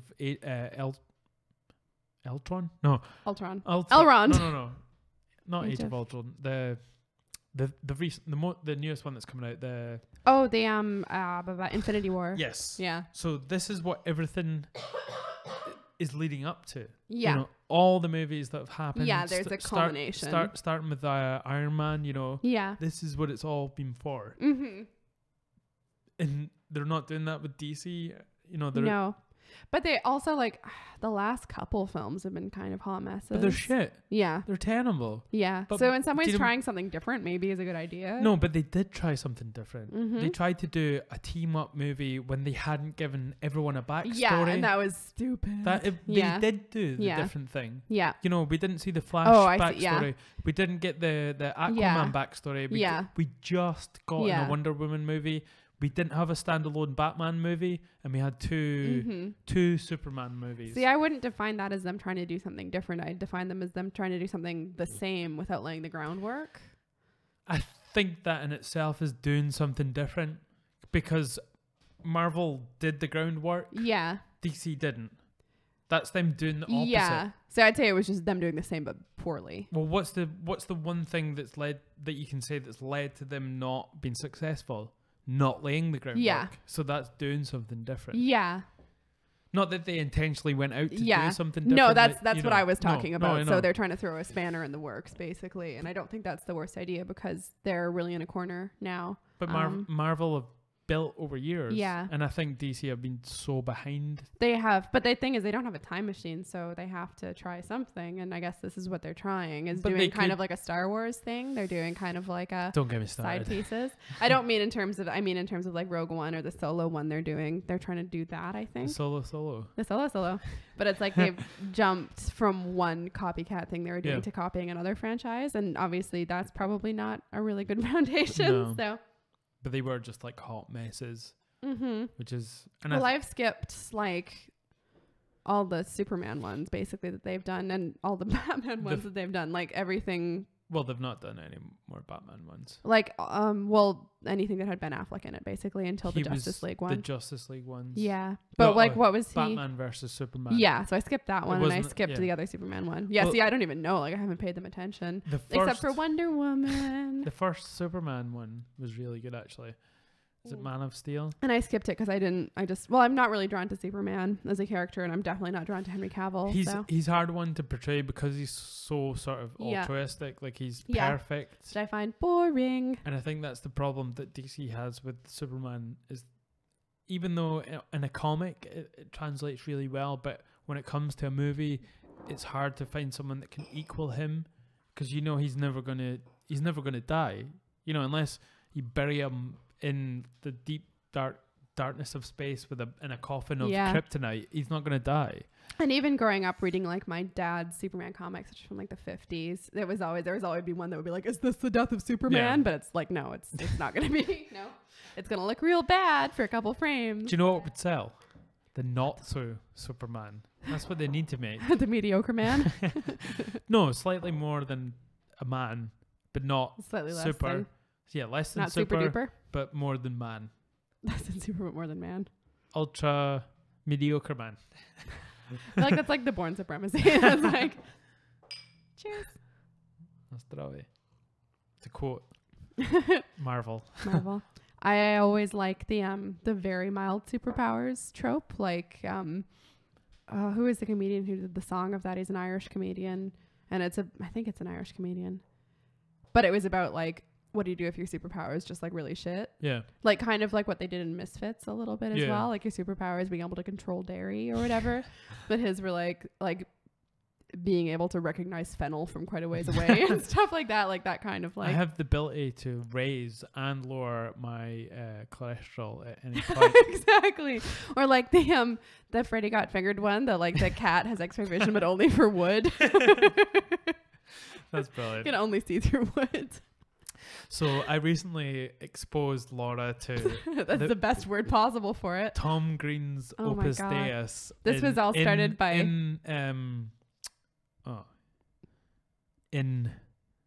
what's it called? Freddy Got Fingered. Freddy Got Fingered. And this is all started by me drinking a Tom Green themed beer when I was in Canada and sending Darren a picture. Now I've been punished by being made to watch Freddy Got Fingered. Hey. I liked parts of it a lot, but by parts of it, I mean 2 parts of it. And one you'd already shown me. No, 3 actually, but 2 you'd already shown me clips of. And then the third one was Japan Floor. When he is trying to enter the office building for this like cartoon network basically. And he's trying to distract the security guard by saying just random stuff to him. And it reminded me of you talking in your sleep. And so I really liked it. You, sir. Japan Floor. Japan Floor. It's the bag for the badgers. For the eels. Oh, the eels. And then for the badger. And then it's called the Shmee. And it turns out he's actually saying Japan 4, but I thought Japan Floor was funnier. So I'm sticking with that. Yeah. And then I like Backwards Man. Yeah. But you'd already showed me that and it was very funny. Daddy, would you like some sausages? I also Daddy, like the sausages. Like some sausages. Yes. That's visually incredibly funny. What, you don't like the bit where he licks his best friend's broken bone? No, that actually made me feel really ill and I didn't like it. You don't like when he helps the lady give birth? No, that was super gross and weird. I was almost out at that scene, actually. I was like, nah, nope. As we were watching it, knowing you, when I was watching it, I was like, she's not gonna like no, I was like, I was not, because I knew you wanted me to see it for like a reason, but I didn't know if it was just I was just like, wait till we'll get past this. I think at that scene you were like, this is the worst thing. And I was like, okay. You could see me being like, nope. No, I knew you so much. I didn't even have to look at you. I knew that this was like the point where it was going to be too much. It's like, nope. But from there, it was sort of all wholeheartedly good. Or parts of it certainly were worth the rest of it, I guess you could say. It has a good cast, though. It does have a weirdly good cast. I like Rip Torn in it. He's so funny. Strangely good cast for, almost when suspiciously good. One wonders if blackmail was involved. But that's racist. Colored male. I don't know. It's probably more racist. It's probably more racist. That's like retro racist. Blah blah. Colored sheep. I'm trying to remember if there's anything else I thought was really funny. Oh, I like the scene when they're in the restaurant and he's like playing with his fish. You're fucking fired, Bob. And then he yells on his fake phone, and then he and his dad 15,000 Deutschmarks. Yeah.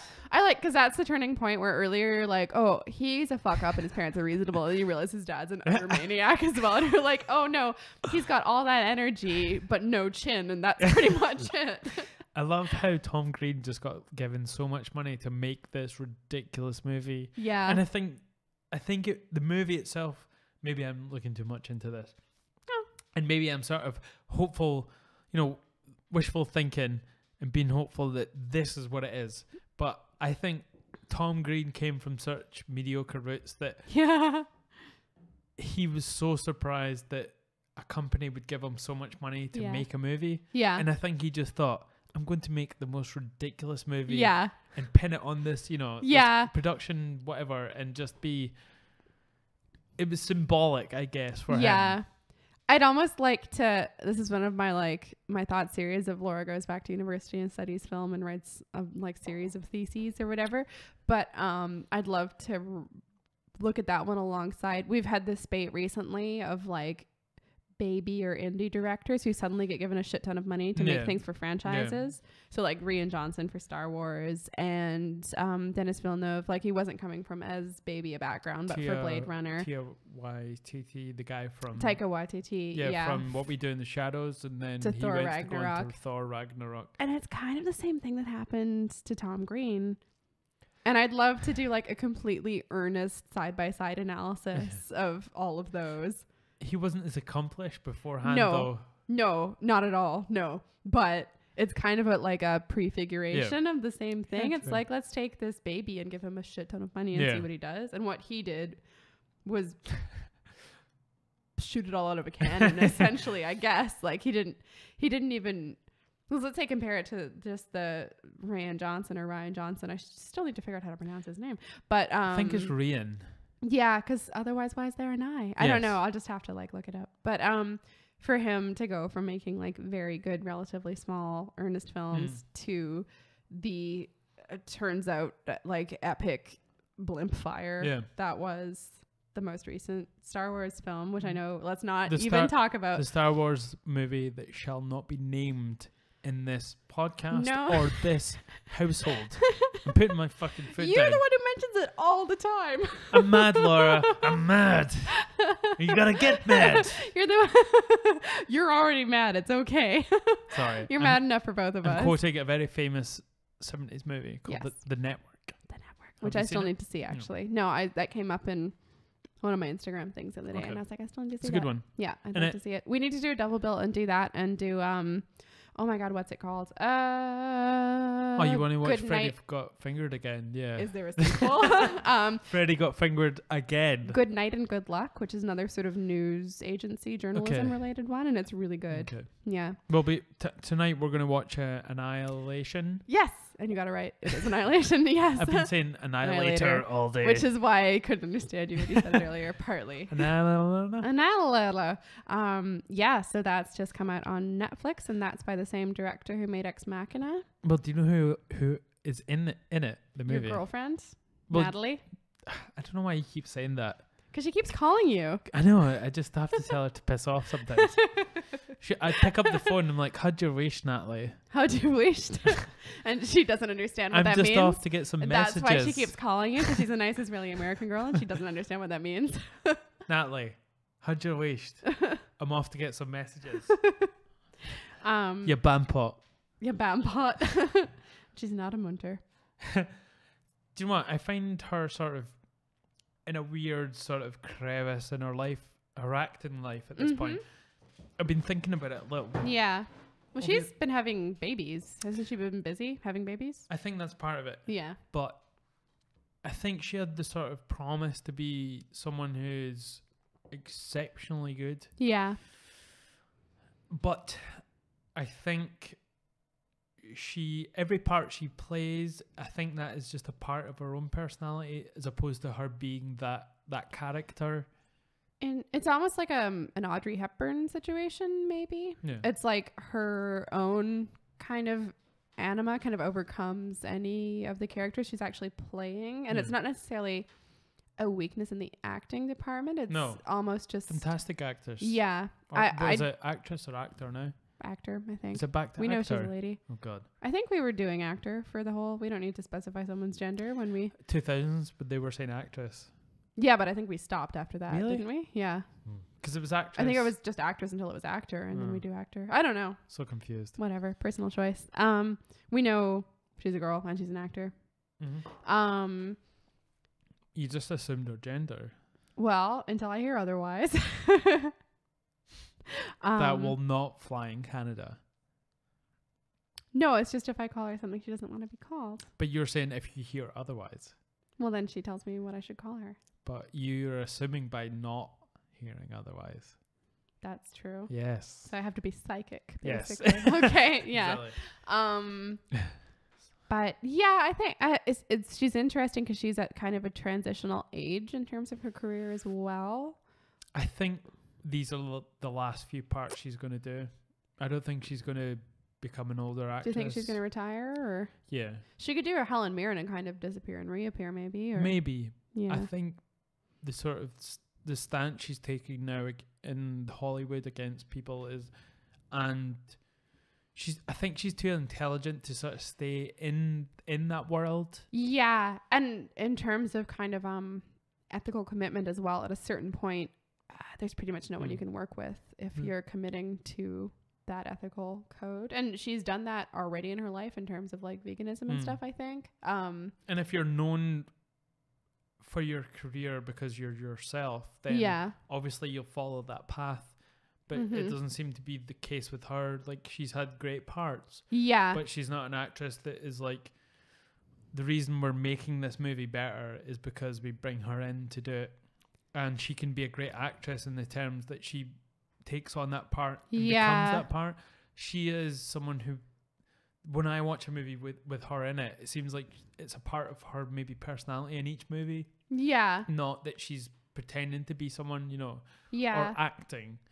Because I'd say, like, if I get the sense someone's pretending to be someone in a film, then they're a poor actor, basically. I shouldn't feel that. Daniel Day-Lewis? He pretends to be people. It's not. But he literally becomes those people. That's what I'm saying. Yeah. Like, but that's just that she's not a method actor. But she's an actress. Not to go as far as being a method actor, but there are actors that go from part to part and become those parts. Yeah. Not even as far as Daniel Day-Lewis. Yeah. You know people that that have done it. Yeah. But she essentially is just herself. Yeah. And it seems like she's playing a part of her personality in every movie. Which I wouldn't say is a weakness. I say that makes her a better... I don't think she's going to go far with it, you know. I don't know. I think she's already gone pretty far with it. She's a sweet, nice, very intelligent woman. Yeah. I'm just thinking of like Black Swan, for instance. That felt like it was her, and she did dance, you know. She did ballet. But I just mean in terms of like that was a character who was like starts off sort of stunted and then becomes sort of ambitious and terrifying. And could that not be her though? Oh, totally. Yeah. But what I mean is I don't think there are sort of limits to her being able to do that. What other things has she been in that you could say? Like, well, I'd say what other actress would you compare her to in terms of... Charlize Theron. That always seems like she can take on that sort of actress that she's playing, the character she's playing. The woman that was in Kill Bill, she's good as well. Uma Thurman? Yeah. Yeah. Yeah.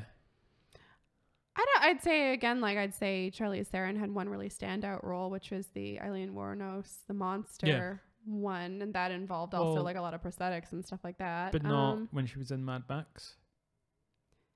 Yeah, but I don't... That was like the whole movie was based around her. Oh yeah, for sure. I don't think I see the distinction. I just don't. It's weird. Like I think because I don't know. Maybe it's just me sort of projecting. Yeah. Because I have always seen her as this sort of really sort of nice. Yeah. Polite, intelligent, and sort of. I don't know. Like she doesn't. I don't know. That's how it always comes across in every part she plays, I guess. But we'll see. Because I think, I don't know, I just see especially Black Swan as being a really different role. Yeah. But it's still her, though. Yeah, but I think she's drawing on sort of like dark parts of her personality. Yeah, but that's what I'm saying. Like, it's always part of her. Like, I think she probably goes to separate bits in her own personality as opposed to becoming the character. Yeah. And I'd trust her acting style more because, I mean... The other people we're talking about, I don't think they're method actors, and I don't necessarily think being a method actor is good. Known as a female method actor. Is she? I think, yeah. Okay. I think so. I've never heard that. I don't know. Because there aren't actually that many in terms of like Stanislavski methods. No. Not a lot of method actors. I think she's like a derivative of that school. Yeah, which to me isn't. You either are or you aren't, basically, because it is so intensive. And that's why Daniel Day-Lewis makes so few movies. It's become so diluted, I guess, probably. Yeah. Now. Like, who else? Yeah. Who is it that calls himself a method actor now? Like, just like Jared Matthew McConaughey. And it just means pretending really hard to those people. But the Stanislavski, it's doesn't give you completely crazy. It doesn't give you the fucking excuse to be a cunt. Yeah. And honestly, like, the method, it kills people. Like, it's crazy to have to do that. It asks do you think that's so why? Much. Do you think... When it comes to Daniel, do you think Daniel Day-Lewis, do you think it is he does so far and few movies is because of the toll? Yeah. Or is it something that he's consciously aware of, so he doesn't do them, so he doesn't become like, it doesn't take a toll on him? I think both. Because it does take a toll on him, he takes that time out. I think probably both. Like, it takes a toll on him to an extent that he appreciates maybe the price for that type of performance, and so he takes the time out. I also think he's not into Hollywood and stuff like that, so he wants to go make shoes and hang out. I always think if I think it's a Laurence Olivier quote. He literally is a street cobbler. He is, yeah. He actually does make shoes. And I used to tell that to everyone when I was really young. Yeah. Because I loved Daniel Day-Lewis. I just assumed that it was someone that made cobbled streets. Oh. That's cute. He's a street cobbler. He could just as well do that, though. Probably. It's like, why would he make cobbled streets in Paris when he's not acting? Aren't there enough? The cobbled streets of Paris. But I think it's a Laurence Olivier quotation, and he was confronted with one of the earlier method actors who I think was actually like coached by Stanislavski. It was like when it started, and he said something along the lines of like, "My boy, why don't you simply act instead of actually having to become someone?" I think it's just different things work for different people. I think that's probably what Jared Leto and Shia LaBeouf think they're doing. Yeah. You know, when they're acting in these parts. Mm-hmm. I think they're probably just undisciplined people who can't handle their own personalities and they need an excuse. It's like artists who are messy, drug-taking, philandering alcoholics. It's like being a creative is an excuse to be a shithead. Yeah. No, that is true. Because you certainly don't have to be. And I think some people do it well, but other people use it as an excuse to be unmanageable, basically. And if I were an actor, I'd rather be a professional in terms of not being a horrifying baby to the people around me.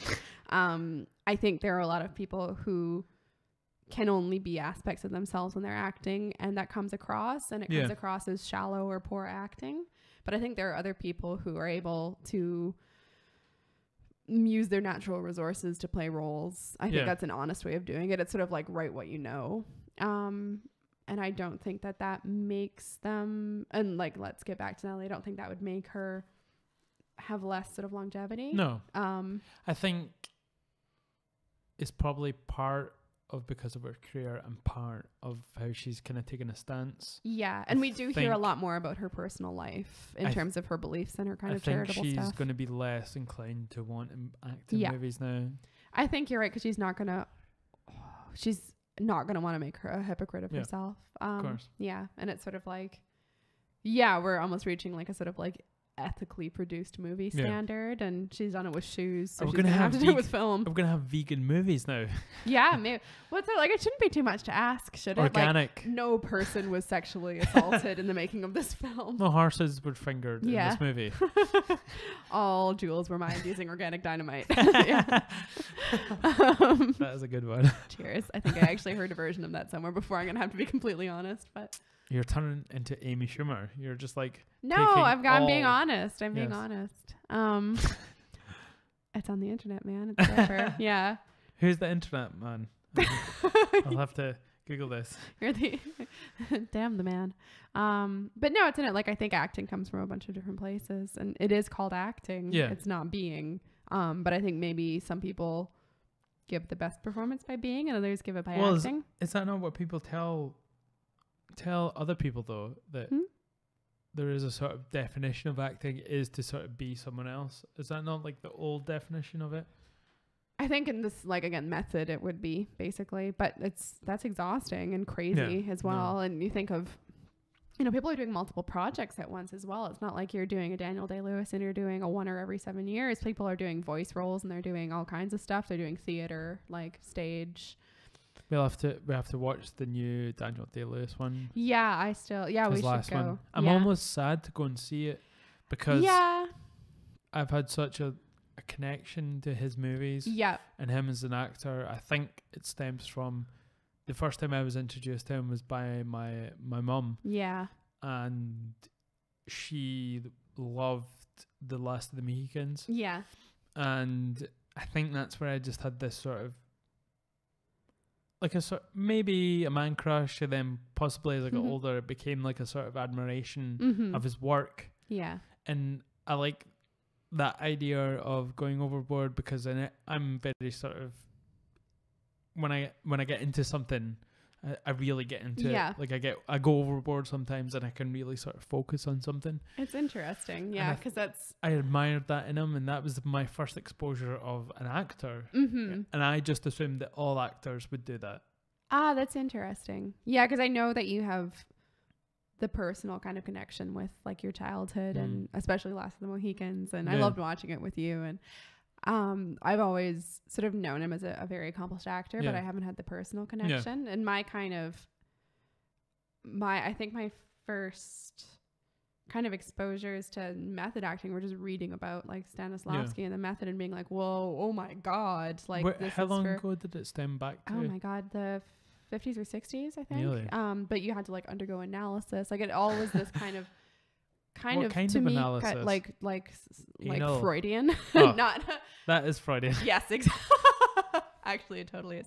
And I shouldn't, like, this is like in an article I read like 15 years ago, so I shouldn't shoot my mouth off if I don't remember citation that well. Needed. Yeah, but like I just associate it with,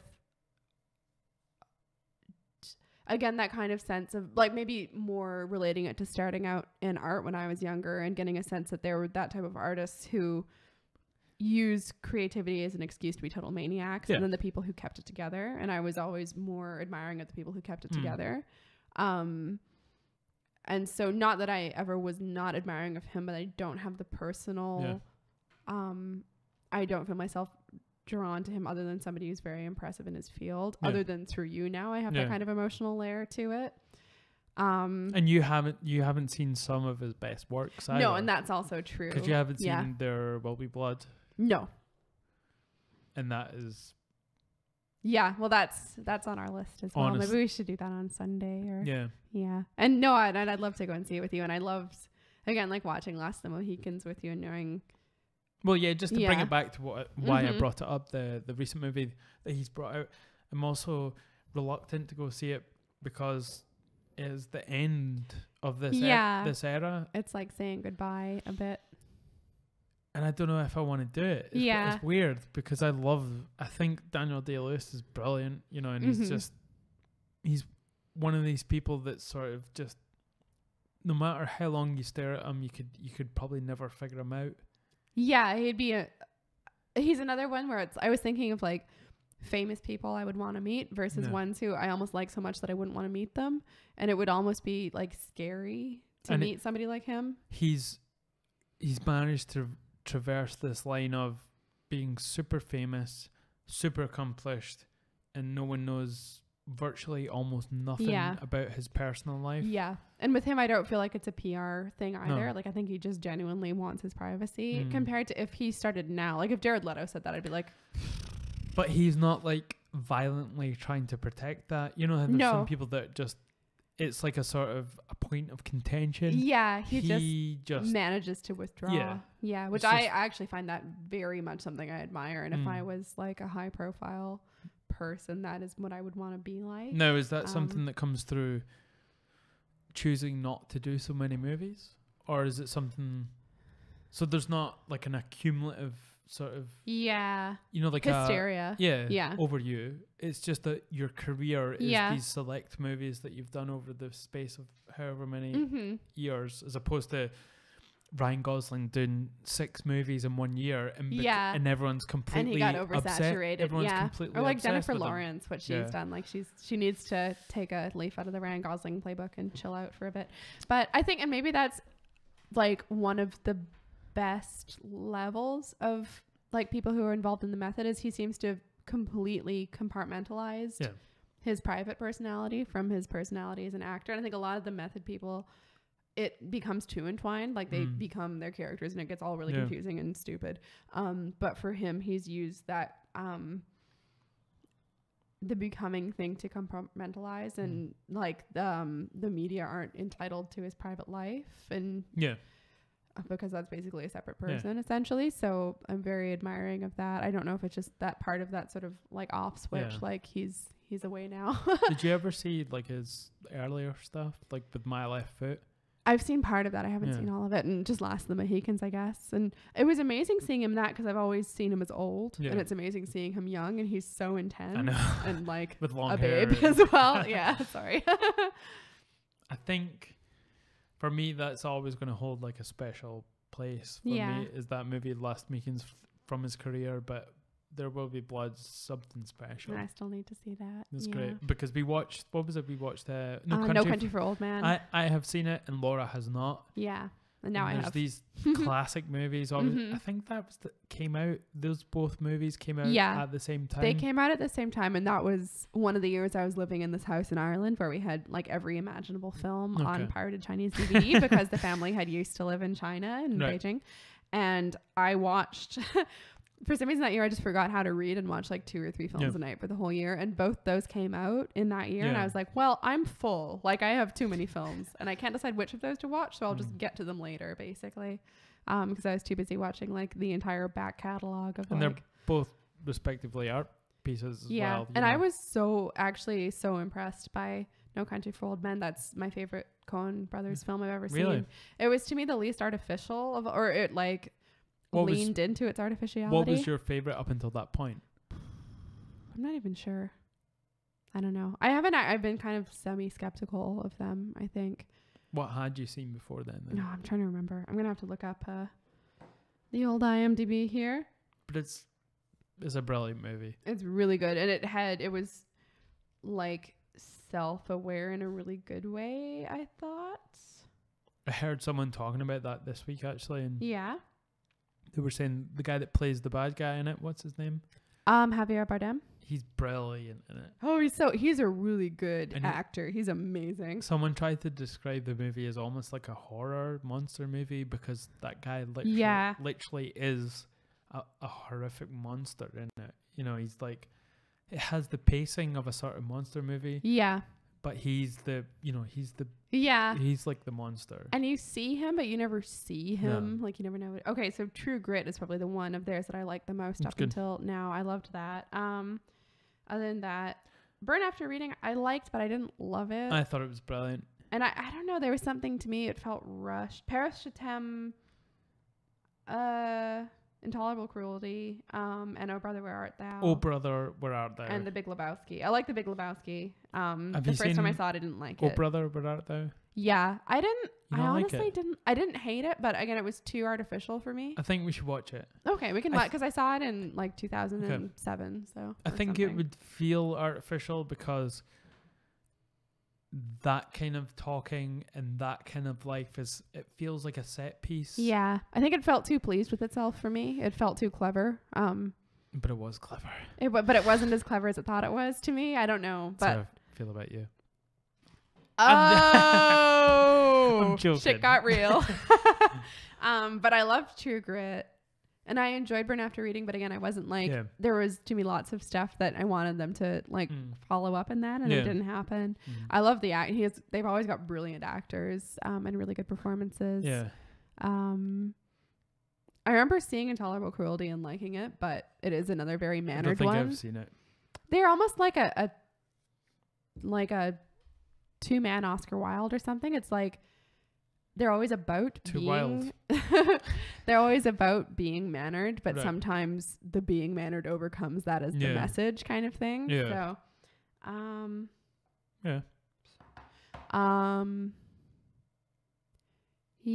so it's like when they reach some sort of the self-awareness and the content like levels out and it's in the right place, and to me that happened in True Grit, but it really happened in No Country for Old Men. It's good. Anyway, I think we're just about wrapping up there. I'm hungry. It's been good. It has so we're gonna have to go into cook something. Yep. So next week I have a few guests on. I have Laurie Sutherland. She's gonna come on and talk about she's been trying to raise some money for a little girl in Nepal that she knows. She's been to Nepal. Cool. I sound like one of those Afghanistan idiots. Like her France. She's been to Nepal and Nepal. And her Nepals live in Nepal. And I am going to be having on Chris Bungert. Whoop. Of MMA fame in Scotland, and yes, he shall be coming on Thursday. Cool. Yes, so it should be good. That's going to be a busy week. Gonna have to talk a lot. It's going to be cool. Better do your exercises. You're me. Bastard. Bring back my pig. Anyway, on that note, what's your social medias? Right. So I'm basically only public on Instagram, where I am LAURA_Z_HOPE. Okay. I'm also on Facebook, Laura Hope, but mainly Instagram. Instagram's I've got a website, laurahopeartist.com. Yes. Got some newish stuff up there. We should probably talk about your art at some point. I think we said this at the end of the last podcast. We should schedule an art showdown. Next time you're on. Next time. It's an artistic podcast. Sweet. Might use up all the air in here before then. I don't know. Cool. Okay. Well, it's been great having you on. My pleasure as always. Everyone can find me on IAMKayPee. So that's IAMKAYPEE. Search everywhere for that. Everywhere. Peace. Arrivederci.